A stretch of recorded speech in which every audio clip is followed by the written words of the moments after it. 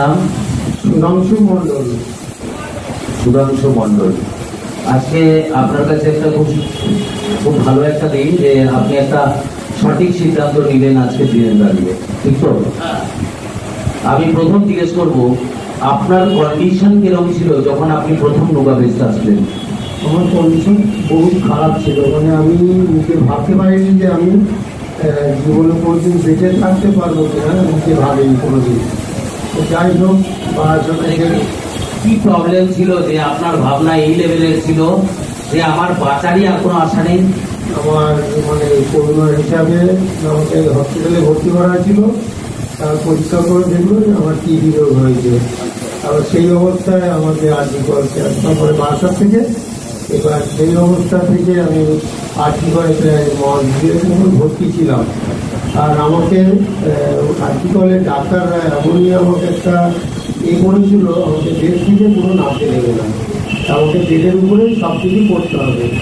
এবং সেই হিসাবে আমি ওখানে রেস্টে থাকতাম এবং আমার ওয়াইফ ছিলেন, উনি আমার হাত ধরে কোনো কষ্ট করে বাথরুমে যেতাম, চান করতাম। আর ওই বেডের বাথরুমগুলো মানে যেটাকে মানে পেচ্ছাপ বলে, সেটাকে আমি বেডে বসেই করতাম, ওটা যেতে হতো না, ওই বেডে বসে শুয়ে শুয়ে করতাম।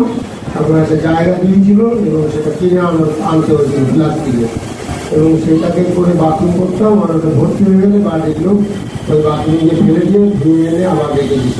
ডাক্তার কি বলেছিল আপনাকে? ডাক্তার আমাকে বলেছিল যে সুস্থ হয়ে যাবে, কবে সুস্থ হবো কি হবে সেসব কিছু জানায়নি। তখন নিজের কি খেয়াল হতো যে আমিও তার বাঁচবই না? আমি কোনোদিন ভাবতে পারিনি যে আমি আবার বেঁচে থাকবো, আমি আবার বাড়িতে ফিরে যাবো, সেটা না, আমি কোনোদিন ভাবি। আচ্ছা, হাঁটা চলায় কোনো প্রবলেম হতো? হাঁটা চলা আমি মানে হাঁটতেই পারতাম না। আর ডিউটি কলেজ যেখানে আমি ছিলাম একটা জায়গায় ভাড়া, এবং সেখান থেকে 5 নম্বর থেকে নাই করে এখান থেকে মধ্যমগ্রাম চৌমতো এতগুলো আমাকে হেঁটে যেয়ে তারপরে আপনার আমাদের ঢালাই রাস্তা পেতে হতো। এবং অতটুক জায়গা যে যাবো মানে খুব কষ্ট করে আমার বাড়ির লোক ঘাট ধরে ঘাড়ে হাত দিয়ে যেতাম, কোনো সময় স্লিপকে এরকম সাঁত করে চলে যেতাম, বাড়ির লোকও ধরতে পারতো না। কাদা মাটি মেখে আমি আবার সেই জায়গায় গিয়ে আবার বাড়ি থেকে কাদা কাপড় চাপড় এইসব করতে হতো, যা কষ্ট। মানে লাইফটা একদম শেষ অবস্থার মধ্যে এসে আপনার দাঁড়িয়েছে, তাই তো? আপনি ওয়েট ছিল আমার 37 কেজি, 36 কেজি এরকম ওয়েট ছিল। এখন ওয়েট কত? এখন ওয়েট আপনার সেদিন মাপা হলো 57 কেজি। হ্যাঁ, এবারে ছিল কত? 37।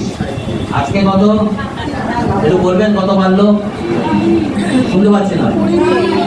চিন্তা করে দেখুন, উনি এখানে আসার পর ওনার ওজন পর্যন্ত বেড়েছে 37 কেজি ওজন। মানে মানুষ অলরেডি বোঝা যায় মৃত্যুর দিকে পা বাড়ছে।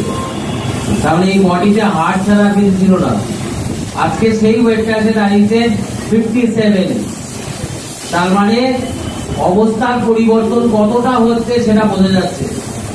আজকের সময় দাঁড়িয়ে আপনি কত ভালো? অনেকটাই ভালো ফিল করছি। এবং আমি যা মানে কাজকর্ম করি বাড়িতে গিয়ে, সেগুলো ভাবলে অনেকে হয়তো ভাবতে পারবে না যে এত কাজ তুমি কী করে করো। যাই হোক, একটা হোটেলে সব কাজকর্ম করা, এখানে ধরো সেই চৌমাথার আগে ধরো রবার ফ্যাক্টরি, এত দূরে বেশি হবে, আর ওখান থেকে ধরো কাঠ নিয়ে আসি প্রায় 1 কুইন্টাল 70-80 কিলো কাঠ নিয়ে। এখন এই সময় দাঁড়িয়ে কোনোদিন ভেবেছিলেন এটা করতে পারবেন? আমি কোনোদিন হাঁটতে পারবো তাও ভাবিনি। আর আরেকটা কথা বলবো, এখানে এসেই পরিবর্তন হলো। আজকে মেশিনটা যে বুক করলেন, সবার সহযোগিতা পেয়েছেন বাড়িতে? কারো সহযোগিতা এখনো পাইনি। বাস্তবে নিজের যা দাম ছিল সেগুলো দিয়েছি, এখনো কেউ জানবে না করছি। শুনতে পাচ্ছেন? বাড়ির মানুষ কোনো সহায়তাও করেনি প্রোডাক্টটা নেওয়ার জন্য। আপনি না জানানোর কারণ এটাই বোঝা যাচ্ছে তারা বাধা দেওয়ার চেষ্টা করছে। বাধা এখনো দিচ্ছে যে ওটা নিও না, তুমি যদি মরে যাবো মেশিন কি হবে, বিক্রিও হবে না।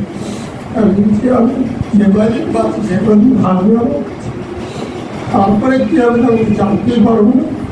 যাই হোক, যে কদিন পারে। আপনার কি মনে হয় বাড়ির সবাই এগেনস্টে টাকার অ্যারেঞ্জমেন্ট করছেন অনেক কষ্ট করে প্রোডাক্টটা নিচ্ছেন, আপনার এখানে বিশ্বাস কতটা? আমার বিশ্বাস মনে হচ্ছে এখন আমি দীর্ঘ আয়ু থাকতে পারবো, যতদিন বাঁচি আত্মা আছে এখানে ততদিন আমি বেঁচে থাকবো। যখনই বেরিয়ে যাবে তখন তো আমি কিছুই জানতে পারবো নাকি মেশিন কোথায় থাকবে, আমি কোথায় থাকবো, কিছুই জানতে পারবো। মেশিন বাড়ি যাওয়ার পর আপনার মনে সেই কনফিডেন্সটা এসছে নিশ্চয়ই যে আমি অনেক দিন, দীর্ঘ আয়ু, দীর্ঘ সময় ভালোভাবে জীবন কাটাতে পারবো। অবশ্যই আমি আরো মোটামুটি এখন যদি দেখি 10 বছর, সেটা দেখা যাচ্ছে আরো 10 বছর বেড়ে যাবে, 20 বছরও ভাবতে পারে, সেটার তো গ্যারান্টি নেই। কিন্তু এখানে আসার পর, এটা ব্যবহার করার পর আপনার মধ্যে সেই সাহস, সেই মানসিক জোর, ভালো থাকতে হবে, আশা করি এগুলো আপনার মধ্যে এখন সব তৈরি হয়ে গেছে। হ্যাঁ, এখন আমার খুব এনার্জি এসেছে এবং যাই হোক আমি এখানে যখন আপনারা ব্যায়াম ট্যাম করেন আমি কিন্তু সুস্থভাবে দাঁড়াই না। কেন দাঁড়াই না? আমার আরও এখানে এনার্জিটা দরকার। পা এখন অবাস হয়ে আছে, পায়ে যদি কেউ মোটামুটি মুচট লাগে তার বুঝতে টের পাই না, মশাও যদি আমরা টের পাই না। আর এই অবস্থায় আমি থাকি এখন। আর এই যে ধরুন মেশিন নেওয়া সবার এগেনস্টে নিচ্ছে, বাড়ির ফ্যামিলির এগেনস্টে মেশিন নিচ্ছে, ভাবুন টাকার অ্যারেঞ্জমেন্ট নিজে করছে। আমরা এখানে অনেকেই আছি, আমরা এটা ফিল করি, কিন্তু এরকম ভাবে সহায়তা করার রাস্তায় থাকি না। আজকে যে মেশিনটা উনি পারচেস করছে, এটা এই গেস্ট হাউসের ক্ষেত্রেও একটা বড় অবদান আছে। যে মানুষের ক্ষমতা থাকে না সেই মানুষের এত বড় ভাবনা থাকতে পারে, যে মানুষের ক্ষমতা থাকে সেই মানুষের এত বড় ভাবনা থাকে না। আজকে আপনারা ওনাকে দেখে বুঝতে পারছেন, একটা অসহায় মানুষ যে নিজেকে চেঞ্জ দেখেছে, পরিবর্তন দেখেছে, ভালো হওয়ার রাস্তা দেখেছে, সেই রাস্তাটাকে ধরে চলবার জন্য আজকে উনি এত বড় একটা টার্গেট নিয়ে নামলেন যে মেশিন আমার কাছে নিতে হবে এবং আমি আরো বেশি দীর্ঘায়ু পাবো, আরো বেশি ভালো থাকবো। তাহলে সবার এগেনস্টে দাঁড়িয়েও নিজেকে সুস্থ রাখার জন্য, নিজেকে ভালো রাখার জন্য অনেক সময় এরকম সঠিক উত্তর দরকার আছে, সঠিক সিদ্ধান্ত দরকার আছে প্রতিটা মানুষের কাছে। আপনাদের এখানে অনেকের এটা শিক্ষণীয় একটা বিষয় যে একটা মানুষ এই কন্ডিশনেও, এই অবস্থাতেও নিজে ভালো থাকার জন্য কত বড় সিদ্ধান্ত নিচ্ছেন, নিজে সুস্থ থাকার জন্য সবার এগেনস্টে দাঁড়াচ্ছেন বাধ্য হয়ে। কারণ আজকে ওনাকে সহায়তা করার জন্য কেউ নেই। যার বাড়িতে এরকম আলোচনা হয়, এই প্রোডাক্টটা কিনছো, তুমি মারা যাওয়ার পরে এটা তো কেউ কিনবেও না, ভাবনা চিন্তা করুন বাড়ির লোকের। তার মানে টাইপ অফ অসহায় উনি, কিন্তু এই জায়গায় এসে দাঁড়িয়ে উনি কনফিডেন্স পেয়েছেন, আমাদের স্যার ম্যামের সহায়তায় উনি সহযোগিতা পাচ্ছেন। তাই ওনাই যখন পা বাড়িয়েছেন, তারা ওনাকে সহযোগিতা করছেন যে আপনি রাখুন আপনার কাছে, আমাদের দিক দিয়ে যতটা সাপোর্ট আপনাকে দেওয়া যায় নিশ্চয়ই আমরা দেব। বোঝা যাচ্ছে কথা? অনেক জিনিস আপনাদের সামনে ঘটে, সেটা আপনাদের কাছে শিক্ষণীয় আছে। জীবন এটাকে বলে, জীবন এটাকে বলে, এটাকে লড়াই বলে, এটা বেঁচে থাকার তাগিদ আছে। এটা প্রতিটা মানুষের মধ্যে থাকা দরকার যে আমাকে ভালো থাকতে হবে, আমাকে সুস্থ থাকতে হবে। আজকে যদি এই মানুষটা বিছনায় পড়ে যায়, আমার মনে হয় না এনার ফ্যামিলি মেম্বার কেউ এনার মুখে অন্ন ঢুকিয়ে দেবে। এটা এনার মাথার মধ্যে ঢুকে গেছে এবং এটা প্রত্যেকের মধ্যে আছে এটা, কিন্তু আমরা তাও সিদ্ধান্ত নিতে পারি না। আজকে ইনি যে সিদ্ধান্তটা নিয়েছে আমাদের সবার কাছে একটা শিক্ষণীয়। মানুষের চোখের জল তখনই বেরায় যখন মানুষের সঙ্গে কেউ থাকে না। বোঝা যাচ্ছে? এইসব দেখে যদি আমরা শিক্ষা না নিতে পারি যে আমাদেরকে ভালো থাকতে হবে, সুস্থ থাকতে হবে, তাহলে সে জায়গার ব্যবস্থাপনা বলেন, মানুষের চেতনা বলেন, কোনো কিছু দাম থাকে না। আপনাকে অনেক অনেক ধন্যবাদ আমাদের চ্যানেলের তরফ থেকে, আমাদের তরফ থেকে।